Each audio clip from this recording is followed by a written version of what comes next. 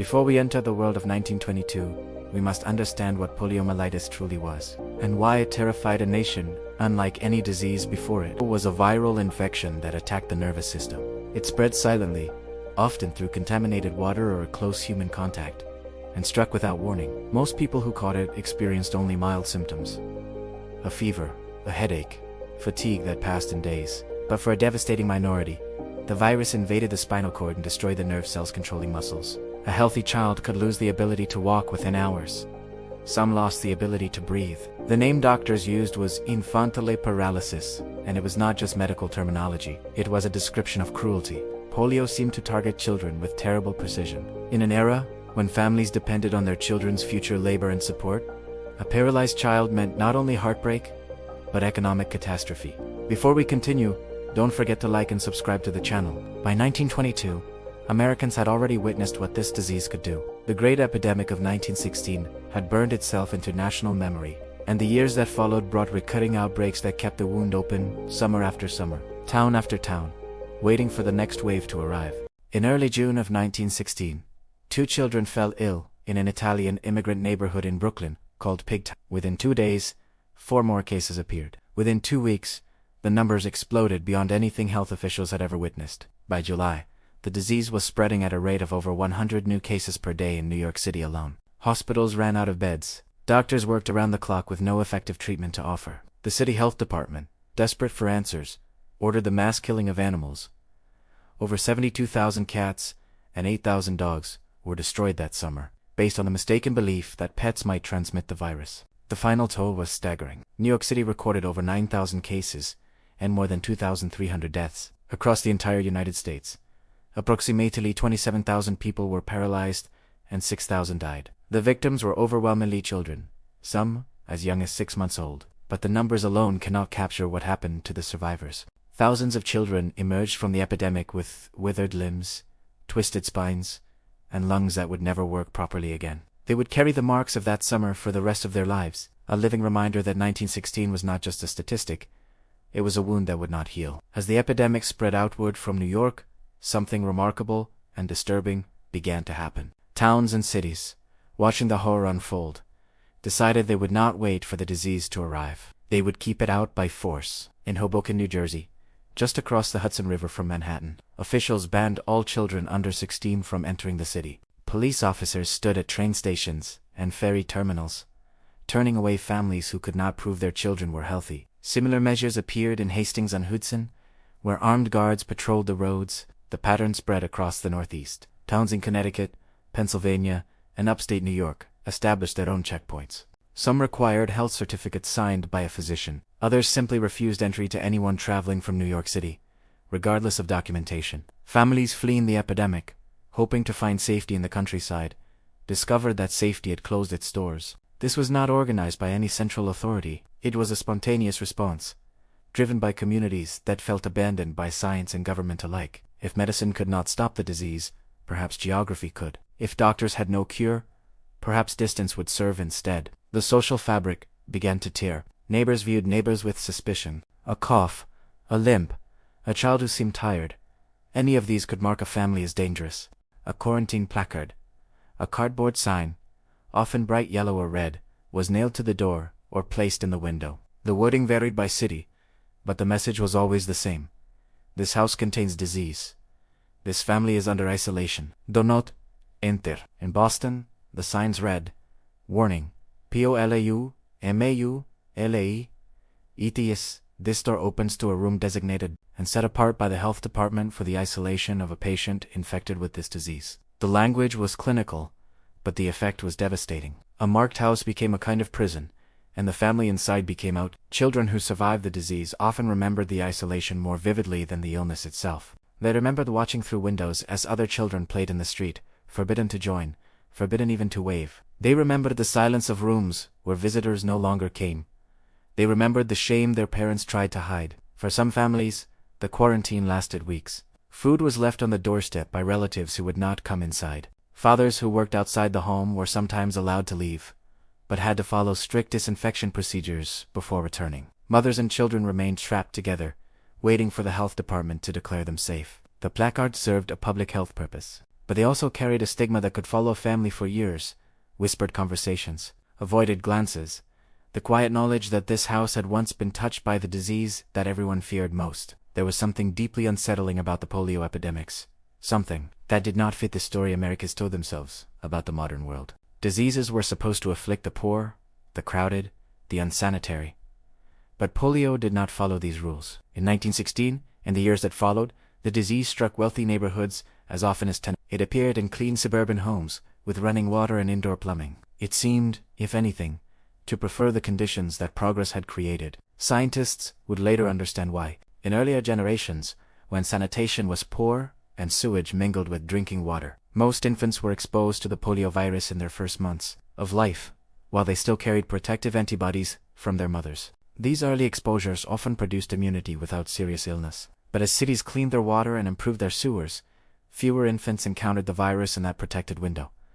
They grew older without immunity, and when they finally met the poliovirus, often in crowded summer settings like pools and camps, their bodies had no defense. This was the paradox. The same improvements that had conquered cholera and typhoid had inadvertently made polio more dangerous. The cleaner the city, the more vulnerable its children. Progress itself seemed to carry a hidden cost. For a nation that believed in the forward march of civilization, this was a troubling revelation. The modern world, with all its conveniences, had not eliminated danger, it had merely changed its shape. In August of 1921, a prominent New York politician named Franklin Delano Roosevelt arrived at his family's summer home on Campobello Island, off the coast of Maine. He was 39 years old, wealthy, ambitious, physically vigorous, and widely expected to seek higher office. On August 10th, after a day of sailing and swimming in the cold waters of the Bay of Fundy, Roosevelt began to feel unwell. He experienced chills, aching muscles, and a strange heaviness in his legs. By the next morning, he could not stand. By the end of the week, he was paralyzed from the waist down. The diagnosis, eventually confirmed, was Roosevelt's case sent a shock through American society that reached far beyond politics. Here was a man who represented everything the country admired: strength, wealth, breeding, boundless energy. And the virus had struck him down without hesitation. If this could happen to Franklin Roosevelt, it could happen to anyone. No amount of money, no social position, no physical fitness offered protection. In 1922, while communities across America continued to grapple with recurring outbreaks, Roosevelt began the long struggle to rebuild his life. He would never walk unaided again, but he would learn to stand with braces, to project an image of vitality, and eventually to lead the nation through its greatest crisis. His paralysis, carefully hidden from public view, would become one of the most remarkable acts of political theater in American history. Yet in 1922, all of that lay in the future. For now, Roosevelt was simply another victim, a reminder that polio respected no boundaries and granted no exceptions. When the epidemic of 1916 struck New York, health officials faced an impossible decision. Schools were scheduled to open in September, but the disease was still spreading. Every classroom represented a potential disaster. Dozens of children packed together, breathing the same air, sharing the same space. The decision was made: schools would remain closed. Across the city and in affected towns throughout the Northeast, the fall term was delayed. Some districts stayed closed for weeks beyond the scheduled start date. Others opened only to find themselves shutting down again when new cases appeared. The rhythm of childhood, the daily walk to school, the routines of learning and friendship was suspended indefinitely. The impact extended far beyond education. Research conducted years later would show that children who missed significant schooling during the 1916 epidemic were more likely to leave school permanently. The disruption pushed many families already struggling economically past their breaking point. Children who might have continued their education instead went to work, their futures quietly reshaped by an epidemic they barely understood. This pattern repeated throughout the early 1920s. Whenever polio cases began to climb in a community, the same emergency measures were activated. Schools closed, children stayed home. The message was clear: gathering together was dangerous, and normal life would have to wait. In the early 1920s, doctors faced polio with almost no effective weapons. There was no vaccine to prevent infection. There was no drug to stop the virus once it had invaded the body. There was no machine to help those whose breathing muscles had failed. The iron lung, the iconic cylinder that would keep thousands of paralyzed patients alive in later decades, would not be invented until 1928, when Philip Drinker and Louis Agassiz Shaw developed the first practical negative pressure ventilator at Harvard University. What doctors had instead were traditional remedies and desperate improvisation. They prescribed bed rest and immobilization. They tried experimental serums extracted from the blood of recovered patients' treatments that ultimately proved ineffective. They attempted to reduce fevers, ease pain, and prevent secondary infections, and they watched, often helplessly, as the disease ran its course. Hospitals during outbreaks became scenes of controlled chaos.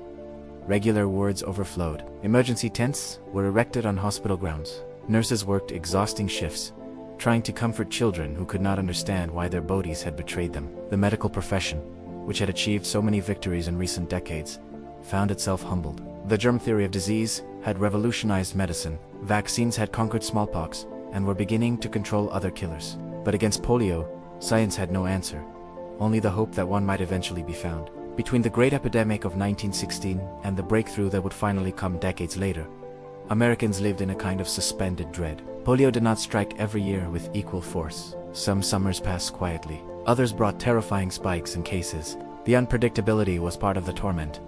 Families could never know whether this year would be safe, or whether this would be the summer that changed everything. Certain patterns emerged. The disease peaked in warm months, earning the grim nickname, the summer plague. Pools, beaches, camps, and movie theaters, all the places where children gathered to enjoy their freedom, became associated with danger. Parents faced agonizing choices: allow their children to play and risk exposure, or keep them confined and watch their youth slip away in isolation. In many communities, summer itself became a season of anxiety rather than joy. Newspapers tracked case counts the way they might track an approaching storm. Families watched their neighbors for signs of illness. A child with a fever, a limp, unusual fatigue.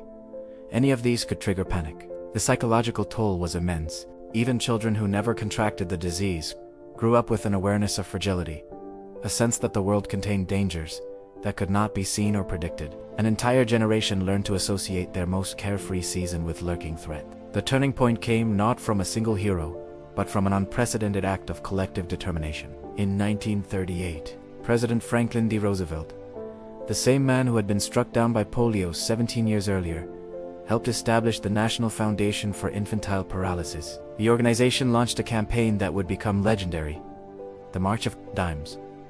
Ordinary Americans were asked to contribute their spare change to fund polio research. Millions responded, sending dimes through the mail, dropping coins into collection boxes, participating in fundraising events across the country. The money flowed into laboratories where scientists raced to understand the virus and develop a vaccine. Among them was Jonas Salk, a researcher at the University of Pittsburgh, who took a different approach than many of his colleagues. Rather than using weakened live virus, Salk developed a vaccine using virus that had been killed, rendered unable to cause disease, but still capable of triggering immunity. On April 26, 1954, the largest medical experiment in American history began. Nearly 1.8 million children across the United States participated in field trials of the Salk vaccine. The first injection was given to a 6-year-old named Randy Kerr at Franklin Sherman Elementary School in McLean, Virginia. The children who received the vaccine were called Polio pioneers, and their parents signed consent forms knowing they were taking a calculated risk for the sake of future generations.